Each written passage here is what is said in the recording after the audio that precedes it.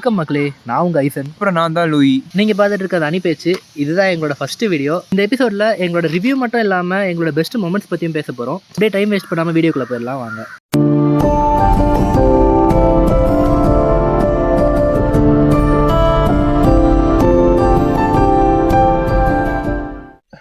இப்போ bleach core 3 முடிஞ்சிருச்சுடா. இன்னும் ஒரே ஒரு கோர் தாண்டா இருக்கு, கடைசி கோர்ரா, லாஸ்ட் கோர். அதுக்கப்புறம் என்ன பண்ணுவேன்னு எனக்கு தெரியல. நம்ம வாழ்க்கை எதை நோக்கி பயணமா போய்கிட்டு இருக்குன்னே தெரியலையே. அது உனக்கு மட்டும் ஃபேவரட் கிடையாது, எனக்கும் ஃபேவரட் தான். எப்படினாலும் ப்ளீச் வரதுக்கு 1 வருஷம் ஆகும். அந்த கேப் நினச்சி நம்ம வெயிட் பண்ணுறதும் ஒரு மாதிரி கஷ்டமாக தான் இருக்குது. ஆனால் அதே டைமில் இந்த கேப் இல்லைன்னா ப்ளீச் சீக்கிரமாக முடிஞ்சிடும்ன்ற ஒரு வருத்தமும் இருக்குது. எப்படி பார்த்தாலும் நம்ம ஒரு சோகமான நிலைமையில தான் இங்கே உட்காந்துட்டு இருக்கோம்.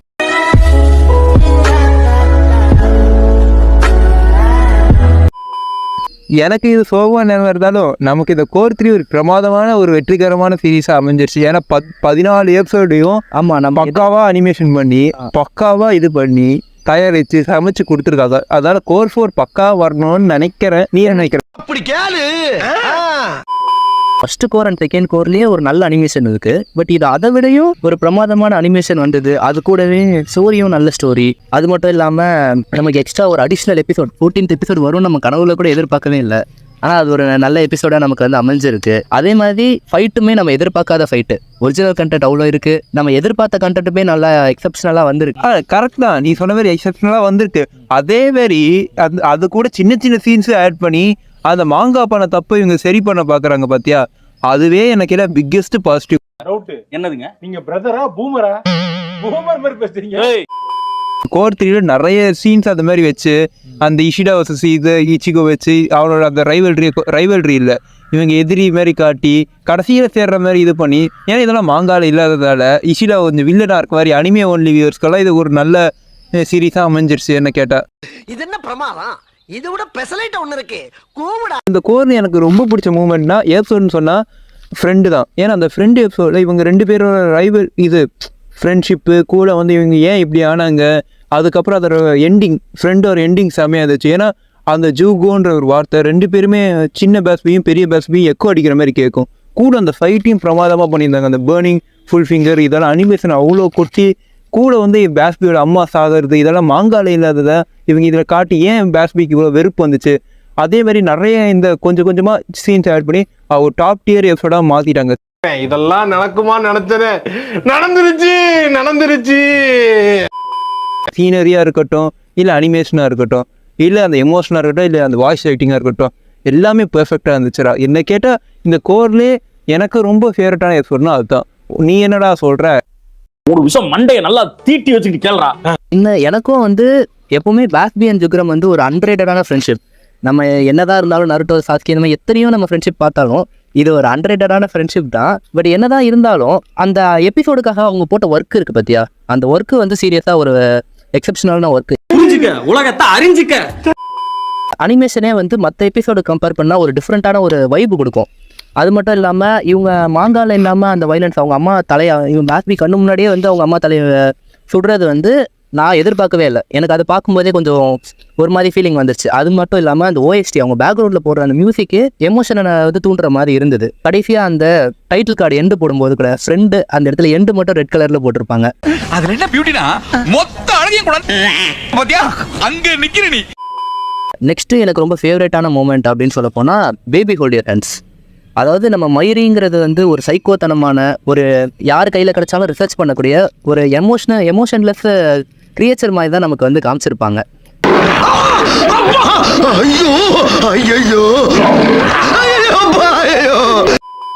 ஆனால் இந்த நெமூவியுமே அவங்க ஃபுல்லாக டார்ச்சர் பண்ணுற மாதிரி தான் நமக்கு இருந்த எல்லா ப்ளீச் எபிசோட்லையும் நமக்கு காமிச்சிருப்பாங்க. பட் மயூரிக்கும் நெமுக்கும் இருக்க ரிலேஷன்ஷிப்பை என்ன நமக்கு காமிச்சிருப்பாங்க. அதாவது மயூரிக்கு எமோஷன் இருக்குது, அவன் ஒரு ஃபாதர் ஃபிகர் அப்படிங்கிறத நமக்கு இந்த எபிசோடில் லைட்டாக ஒரு டீஸ் பண்ணியிருப்பாங்க. மிச்சம் இருக்கிறதெல்லாம் கோர் 4 ஸ்பாய்லர், அதை இப்போ பேச முடியாது. அந்த எபிசோட்லேயே பார்த்தோன்னா இதுக்குமே அனிமேஷன் அந்த நெமு சீனுக்கெலாம் பயங்கரமாக போட்டிருந்தாங்க.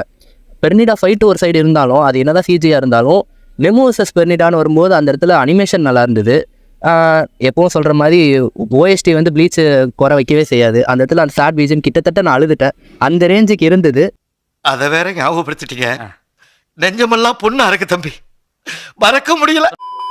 அந்த நெமோவோட டெத்து பார்க்கும்போது அந்த மயிரி கண்ணில் தெரிஞ்ச டிஸ்பயர் அது எல்லாமே ரொம்ப அழகாக பண்ணியிருந்தாங்க. என்னோடய ஃபேவரட் மூமெண்ட்டை வந்து இவங்க ரொம்ப நல்லா பண்ணது எனக்கு ரொம்ப பிடிச்சிருந்தது. எனக்கு இந்த எபிசோட் மாங்கா பார்க்கும்போதே ஒரு ஹைப் இருந்துச்சு. ஏன்னா மயிரி வந்து கூபோட ஃபேவரட் கேரக்டர். ஸோ அவர் எப்படி அதை கொண்டு வருவார் ஸ்க்ரீனுக்கு, அனிமேஷன் டீம் என்ன பண்ணுவாங்கன்னு நான் யோசித்தேன். அதேமாரி பேபி ஹோல்ட் யுவர் ஹேண்ட் 1ல் வந்து இந்த ஃபஸ்ட்டு வந்து மயூரி தான் அப்பர் ஹேண்ட் எடுத்து பெர்னிடாவை கொஞ்சம் இது பண்ணி, பெர்னிடா அப்புறமா அவனோட கூட ரிவீல் பண்ணி கெம்பாச்சி கை போய் அவன் எவ்வளோ பெரிய த்ரெட்டுன்னு காட்டி, அதுக்கப்புறம் மயூரி வந்து கவுண்டர் அட்டாக் பண்ணி, மயூரியோட கவுண்டர் அட்டாக்கையும் பெர்னிடா கவுண்டர் அட்டாக் பண்ணி, அந்த கவுண்டர் அட்டாக்கு ஒரு கவுண்டர் அட்டாக்காக நெமு வந்து ஜெயிச்சாலும் நெமுவை வந்து அது சாவடிச்சதுக்கப்புறம் திரும்ப வர மாதிரி காட்டி திரும்ப மயூரி வந்து அப்பர் ஹேண்ட் கொடுத்து ஜெயிச்சால. அந்த தானே இந்த எபிசோட இதே. ஆமலே தண்ணி கூட தம்ம பிடிச்சது போதும், எந்திரிச்சு வாமா. ஆனாலும் அதுக்கு மயூரியோட சோகம், அந்த நீ சொல்கிற மாதிரி அந்த ஓஎஸ்டி இதெல்லாம் தூக்கி நிறுத்திச்சு. ஆனால் கூட நம்ம எஸ்பாடா நம்பர் 7 சாயரப்போட ரிட்டர்ன் அது பயங்கரமாக இருந்துச்சுடா. திரும்பவும் மயூரி டாப்பில் வந்து நிற்பான் பாரு, அதான்டா மாசு. எனக்கு அந்த எபிசோடே அதனால தான் பிடிச்சி. கூட வந்து கடைசியில் தொசியில் வந்து இவனை அக்னாலேஜ் பண்ணிட்டு போகிறது மயூரியை, அது ஒரு நல்ல ஒரு கேரக்டர் டெவலப்மெண்ட்ரா. 1000 Year Blood War எம்விபினா மயூரி தான், அது நமக்கு நல்லா தெரியும். ஆனால் உங்களை அடிச்சுக்க முடியாது ஜி. எனக்கு இன்னொரு போட்டியா போயிட்டு இருக்குங்க. இவன் 4 தடவை இன்னைக்கு தான்டா போட்டான், நானும் பொண்ணுமில்ல. நம்மளோட சுன்சி ஃபைட்டில் கூட பயங்கரமாகவே பண்ணியிருந்தாங்க. ஏன்னா நான் வந்து மாங்கா அனிமேஷன் தான் நிறைய பேர் எடிட்லாம் போட்டு நம்ம பார்த்துருப்போம். அதெல்லாம் பார்த்து என் மைண்டை வந்து வேறு மாதிரி இன்ஃப்ளூயன்ஸ் ஆயிருந்தது. பட் அனிமேல பார்க்கும்போது எனக்கு ஸ்டார்டிங்கில் அந்த கலர்லாம் கொஞ்சம் வந்து வித்தியாசமாக இருந்தது. லிலிபாரோட ஓல்ட் ஸ்டாண்டிங் அந்த விங்ஸ் எல்லாமே வந்து க்ரீன் கலரில் இருக்கிறதுலாம் எனக்கு கொஞ்சம் வீடாக தெரிஞ்சுது. வினோதமான விந்தையான சம்பவங்கள் நாட்டில் நடந்துட்டு இருக்கு. பட் எனக்கு போக போக பழகிருச்சு. அந்த அவனோட அவுல் ஃபார்ம்லாம் எடுக்கும்போது அந்த கோல்டன் கலர்லாம் பீக்காக இருந்துச்சு. எனக்கு பார்க்கும்போது இதாண்டா அனிமே அப்படின்ற ஒரு ஃபீல் கொடுத்தது. சுன்சியோட ஃபைட்டு ஒரு சைடு இருந்தாலும் அவங்க ஃப்ளாஷ்பேக்கே ரொம்ப அழகாக காமிச்சிருந்தாங்க. அந்த ஃப்ளாஷ்பேக்லேயுமே அந்த அனிமேஷன் ஸ்டைல் கொஞ்சம் வித்தியாசமாக மாறி ஒரு டிஃப்ரெண்ட் ஃபீல் கொடுக்கறத நம்மளால் பார்க்க முடியும். ப்ளீச் வந்து ஃப்ளாஷ்பேக்கு மட்டும் கொஞ்சம் டிஃப்ரெண்ட்டாக ஒரு வைப் கொடுக்கணும் அப்படின்னு சொல்லி பண்ணுறாங்கன்னு சொல்லி நல்லா தெரியுது. Very good, keep it up. இப்போ அப்படியே பன்கை சைடு வந்தோம்னா அந்த பன்கையோட 4 ஸ்டேஜஸுமே ரொம்ப அழகாக காமிச்சிருந்தாங்க. அந்த அனிமேஷன் ஸ்டைலாக இருக்கட்டும் எல்லாமே நல்லா இருந்தது. சுன்சியை கடைசியாக பன்கை போட்டு தோக்கடிச்சிட்டா அப்படின்னு நம்ம நினச்சாலும் திரும்ப உடனே நம்ம லிலிபாரோ அடுத்த ஒரு கவுண்டர் கொடுக்குற மாதிரி அவுல் ஃபார்ம் எடுத்துகிட்டு வந்தான். நம்ம லிலிபாரோட கவுண்டர் பண்ணுறதுக்கு நனாவோ வந்து அவளோட பன்கை எடுத்துகிட்டு வருவா. அந்த சுன்சிக்கும் நனாவுக்கும் இருக்க அந்த பாண்டிங்கை நல்லா காமிச்சிருந்தாங்க. ஸோ சுன்சி அப்போவாது தோத்துட்டான் அப்படின்னு சொல்லி நம்ம இருக்கும்போது கவுண்டருக்கு கவுண்டர் கொடுக்குற மாதிரி தன்னோட காட்லி பவர் இழந்தாலும் நான் திரும்ப வருவேன்டா அப்படின்னு சொல்லி வரப்போ நம்ம கீரா வந்து கெத்தா என்ட்ரி கொடுத்து மாங்கா பேனல் எந்த அளவுக்கு ஐகானிக்கா இருந்ததோ அதே அளவுக்கு அனிமேஷன்லயும் ஐகானிக்கா பண்ணியிருந்தாங்க. அதில் நான் சக்கரவர்த்தியடா. மாங்கால இல்லாத ஒரு எபிசோட் ஒன்று வந்துச்சு பாரு, இஷியா வர்சஸ் இச்சிகோ.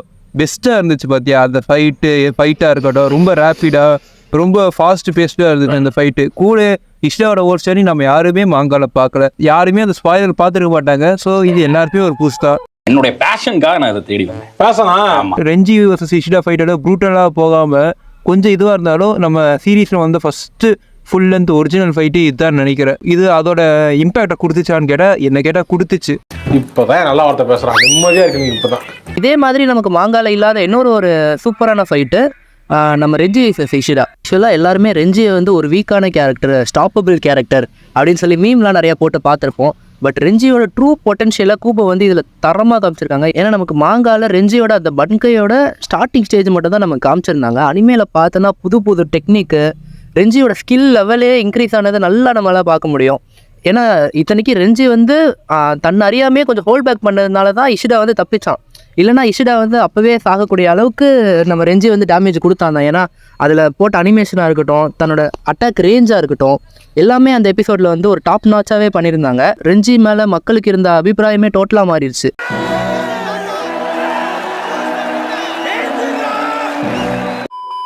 உக்கிடாக்கே எபிசோடு, அதில் நம்ம உக்கிடாக்கேவும் நான் ஒன்றுமே இல்லை டம்மின்னு நினச்ச எல்லாருக்கும் அவனோட சாக்ரிஃபைஸை பண்ணி தான் ஒரு பெரிய கேரக்டர்னு காட்டினான். அது வரைக்கும் சீரீஸில் உக்கிடாக்கே அவ்வளோ பெரிய ரோலே இல்லை. ஆனால் இந்த ஒரு எபிசோடில் எல்லாருக்கும் ஒரு சின்ன ஒரு டீஸ் இருக்குது. கூட நம்ம உக்கிடாக்கே வர அந்த சாக்ரிஃபைஸ் மூமெண்ட்டு, அது அந்த மிமி ஆகி அந்த உக்கிடாக்கேக்காக 10 நிமிஷம் பேக் ஸ்டோரி, மாங்கால இல்லாத ஒரு பேக் ஸ்டோரி அது அனிமேல நமக்கு காட்டி இவங்க ஃப்ரெண்ட்ஷிப்பை காட்டி எனக்கு அது ஒரு மாதிரி ஒரு ப்ளசண்டான ஃபீல். அதே சமயம் இந்த சீசன்லேயே வந்து எபிசோடில் அதில் தான் ஃபைட்டே இல்லாத மாதிரி ஃபைட்டு இருந்துச்சு. இச்சிகோ வர்சஸ் யூவா சின்னதாக. பட் என்ன சொல்கிறது, அதில் உக்கிடாக்கி தான் சைன் அடித்தான் ரொம்ப. டேய் பார்த்தா என்னடா இப்படி பண்ணிட்ட? உன் உயிரை கொடுத்து என் உயிரை காப்பாத்திட்டா. அதே மாதிரி ஐதனோட என்ட்ரிக்கு வந்து ஹோல் ப்ளீச் ஃபேண்டமே வெயிட் பண்ணிட்டு இருந்தது. இன்டர்நெட்டை பிரேக் பண்ணக்கூடிய மொமெண்ட் இதுதான் அப்படின்ற மாதிரி நிறைய பேர் பேசிக்கிட்டும் இருந்தாங்க.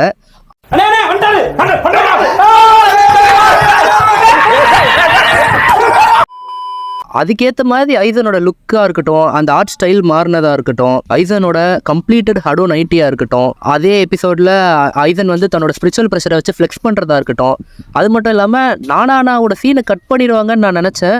பட் நானாவோட அந்த சீன் வச்சு ஐசன் 5 நிமிஷம் ஸ்டாப் பண்ணுறது, இது எல்லாமே பர்ஃபெக்டாக அந்த எபிசோட பேலன்ஸ் பண்ணியிருந்தாங்க. அது மட்டும் இல்லாமல் சுன்சுரி வந்து வாரை லீட் பண்ணுறதுக்கான அந்த ஸ்பீச் அதையுமே ரொம்ப அழகாக பண்ணியிருந்தாங்க. அந்த வாய்ஸ் ஆக்டருக்கு நான் ஒரு ஹேட்ஸ் ஆஃப் கொடுத்துக்கிறேன், அந்தளவுக்கு சூப்பராக இருந்தது.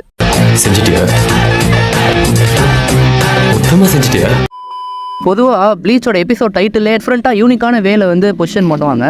அதே மாதிரி எல்லா எபிசோடுக்கும் நல்லாவே பண்ணியிருந்தாங்க.